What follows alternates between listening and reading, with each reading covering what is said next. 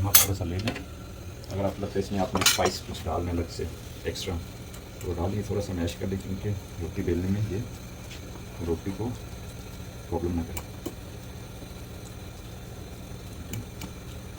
निकालिए आपने, तो इसलिए हाफ हिस्से में हम ये ऐड कर लेंगे।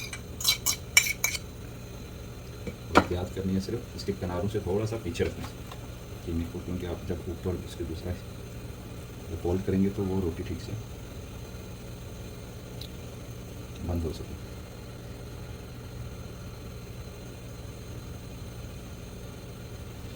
दूसरी रोटी एक साइड से, और आपने ये इसे बंद कर देना हल्का हल्का खींचना, और ये फिर 2 फिंगर के साथ आपने इसमें। कुछ लोग तो रोटी को ठीक से पकाते नहीं हैं और ऑयल डाल देते हैं। रोटी को ठीक से पकाने के बाद आप हल्का सा ऑयल लगाकर इसको हल्की आंच पे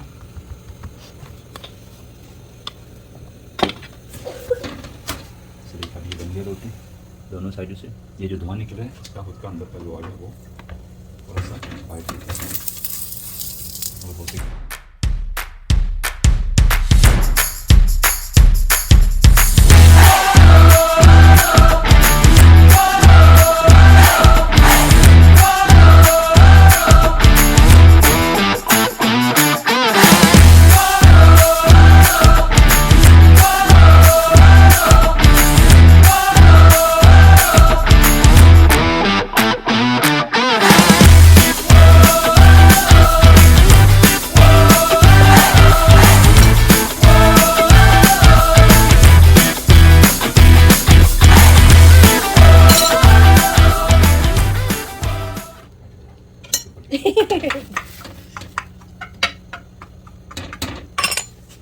रोटी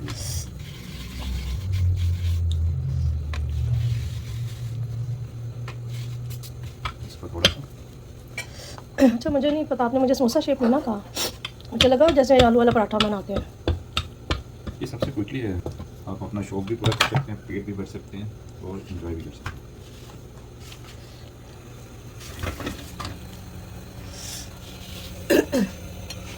बहुत ज़्यादा मोटी होती है इसकी, तो वो फ़ौरन से पहले ऑयल जब डाल देते हैं तो आपको पता नहीं चलता कहाँ से हमारी रोटी पकी है और कहाँ से कच्ची है। लेकिन वो ऑयल में फ्राई भी तो हो रही होती है ना, ये भी तो है।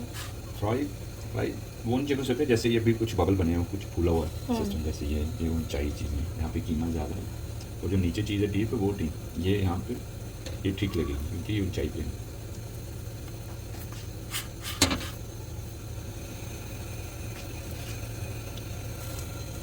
अब इसकी साइड चेंज किया तो ये किसी हद तक पक चुकी है। अगर मैं ये ऑयल डालता हूँ तो ये मुझे चीज़ें नज़र ना आती कहाँ से कच्ची है, जैसे ये देखेंगे ये भी कच्ची है यहाँ से।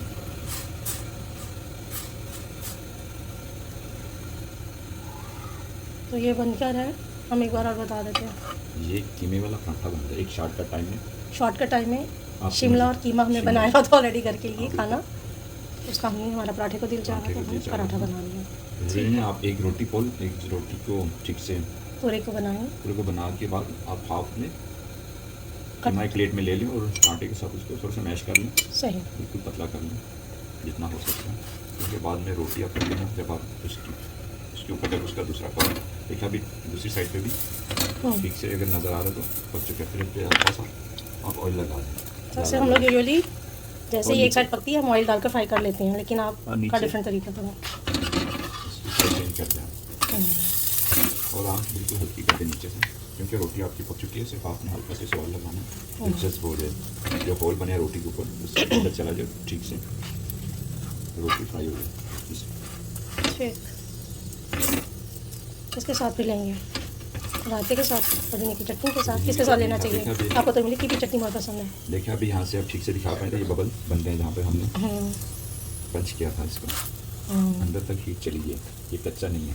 अगर किसी के माइंड में ये हो ये कच्चा, लेकिन जो पंच ऊपर किया है इससे ऑयल भी अंदर चला जाएगा। ये देखा थोड़ा सा ब्राउन भी हो चुका ऑलरेडी, ये ऊपर से आवाज़ सुन सके। देखिए यहाँ पर भी बबल बनने से कलर कितना प्यारा है, ब्राउन। रोटी मुकम्मल पक चुकी है, ठीक है, और ये नीचे भी नहीं उतरना चाह रहा है, आगे भी चलती जा रही है। Okay, thank you.